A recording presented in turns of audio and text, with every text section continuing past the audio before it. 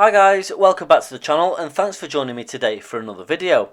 So in this installment we'll be looking at probably the most advanced DMR radio that is so cutting edge it actually doesn't need a code plug, which I know will be a massive point of attraction for those who struggle with programming. And that's just the start of it. The RFinder B1 is a 2-in-1 device that features a DMR and analog FM two-way radio, as well as an Android 8.1 smartphone platform which utilises 4G LTE network technology as another avenue of communication. So first let's look at the basic specs. The VHF and UHF two-way radio has an output power of 4 watts on both DMR and FM. It has a 2 GHz processor with 64 GB of ROM, 4 GB of RAM and supports up to 128 GB SD cards. There are a pair of 5 and 13 megapixel front and rear cameras respectively. It has Wi-Fi, GPS and Bluetooth and a bright high-res 4-inch screen, all in an Ip67 rated body. And the standard 7.6 volt 2500 mAh battery allows up to 18 hours continuous working time. On the front of the radio is a large screen, microphone and speaker, as well as a simple menu keypad. And at the top of the screen is the audio receiver, light sensor and front facing camera. On the top is the channel and volume knob and a single antenna. This antenna is for VHF and UHF only, as the cellular antenna is built into the radio's body like on all modern smartphones. On the left hand side is the power button, a PTT key for the two-way radio and also a PTT for POC, which is PTT over cellular. And underneath is an optional upgrade for fingerprint recognition. On the other side is the 20-pin multiple interface port for USB on the go, external cameras and speaker mics, and there's also a set of up and down buttons which can be customised, and also a USB-C port underneath. And finally on the back is the rear camera and flash module, second microphone, charging pads and battery locking clip, and of course the battery clips onto the back. So the radio feels really solid, weighty and rugged, and the Ip67 rating adds that bit of extra protection for using out in the field. Ip67 basically means the unit can be dropped into a body of water up to a metre deep for half an hour. It's also worth checking the shop you buy this from, as there's numerous standard and optional extras for the radio, such as charger bases for both cars and desktops, microphones, batteries and belt loops. So firstly we'll jump straight into the radio side of things because that's what we're all here for. So in the menu there is an app called RFinder, a powerful app that basically operates both the DMR and FM side of the two-way radio on the device. The RFinder app comes with a 30-day free trial, but after that you'll need a subscription that costs $12.99 per year, which isn't at all bad considering you have access to the latest repeater and DMR ID databases and probably spend more than that on programming cables per year, and let's not forget the value of your time spent number crunching code plugs.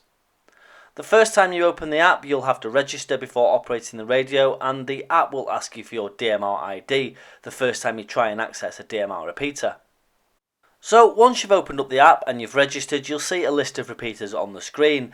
Now this list is in order from nearest to furthest away from your location, which is automatically set via GPS, but for the purposes of this video and so not to give away my exact location, I've manually overridden the location to the city of Manchester. And before you can transmit you need to make sure that the radio power button at the bottom is switched on.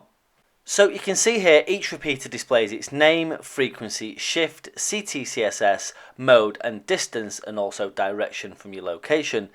This is handy if you're in a new area or on the road and want to find your nearest repeater. You can also filter repeaters by band, mode and distance limit, and also order them on the main screen by distance, frequency and alphabetical order. And the map feature allows you to find repeaters easily, and you can see their frequency and CTCSS tone on the screen. As you can see, I'm currently sat on a repeater, but if I want to change to another one I can simply find the repeater in the list and press it, and this brings up options to update the repeater's information, request it to be deleted if it's inactive, check in, report interference and send to device radio. This last option sends the repeater's latest info from the cloud or database directly to your radio, and once you click close you're ready to use the repeater. The repeater I've selected is an FM repeater local to me, so when I press the PTT I can access that repeater and operate through it directly. Now the B1 is very different from other DMR radios because it doesn't require CPS programming software for configuration. Instead it uses the RFinder database from the internet, and you can use it on a Wi-Fi network or over cellular, but you can still download and store your regional repeater database into the B1 if you need to use it offline. Another interesting feature is that you can store your memories to the cloud and you can restore them from the internet later. You can transfer any repeater found in the database to the B1's memory or create your own repeater listings as well. So let's have a quick look at a DMR repeater. Setup is slightly different but just as easy. If I press the repeater I want to use and press send to device radio, it will list the repeater's talk groups. For now we'll select a local talk group and you'll see the radio is set up on GB7MR's talk group 81. This completely eliminates the need for a programming cable, code plug software and that all important code plug, as the radio does all the work for you. And the great thing is that the database is always kept up to date, meaning every time you access a repeater or talk group you're getting the most up to date information from the system. And of course if you want to tweak or change any settings you can do by clicking the repeater on the screen, making your changes and sending them to the radio. This is also how you can import a repeater that's not in the database and use it as normal. If you want to operate Simplex then you can simply press the screen on the radio in the VFO section and enter the frequency you want to use and upload it to the radio. I've input S20, the 2 meter calling frequency here, so if I want to QSY to another frequency I can do it in a matter of seconds. And you can also save things to the memories to access later, making it a lot easier to switch between Simplex channels. So the other side of this device is the network radio, a 4G Android smartphone which enables you to install Zello, TeamSpeak, Echolink and many others, and use the built-in PTT button for PTT over cellular, just like you would a two-way radio. Now I won't go through all the menus for the smartphone as they're the same as most other Android phones, but I'll quickly cover off a couple of apps. Zello is a piece of free software which allows you to talk to individuals or groups over Wi-Fi and 4G, and it is already being interlinked into repeaters and other radio nodes around the world. Once the secondary POC PTT button is assigned in Zello, you can switch seamlessly between your local repeater or Zello. And Echolink allows you to access repeaters over RF or POC. POC allows you to communicate directly without the requirement of being within RF reach because the network side takes care of all that for you. Both of these apps can be downloaded from the Play Store and installed on the B1 and used straight away, and I'll cover them in more detail in upcoming videos. So let's just go back and have a look at the menu in the RFinder app now we've had a quick whistle stop tour of the radio. Android radio shows the VFO window for manually operating and inputting frequencies.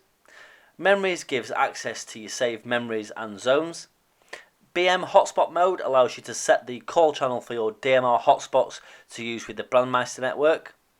BM live hose line lets you listen to the latest activities on the Brandmeister network via the internet.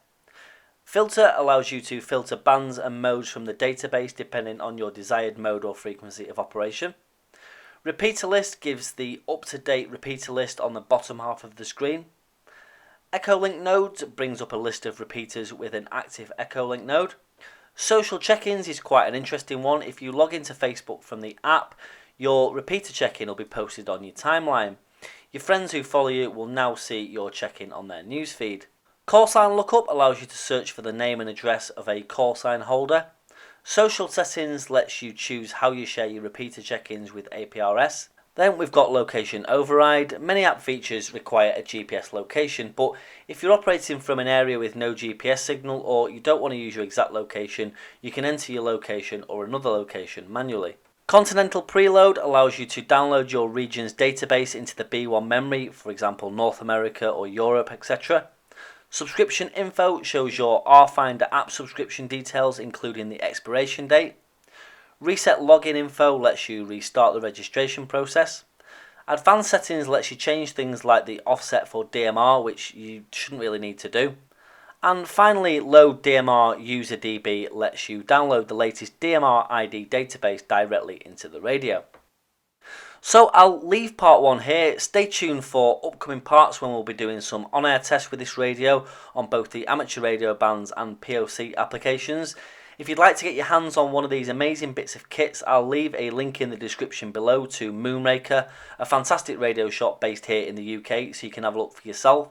And all that's left to say is 7.3. Stay tuned for more parts. Hope you enjoyed it. If you have any comments, suggestions or questions, drop them in the box below and I'll get back to you. And we'll catch you in the next one. Cheers.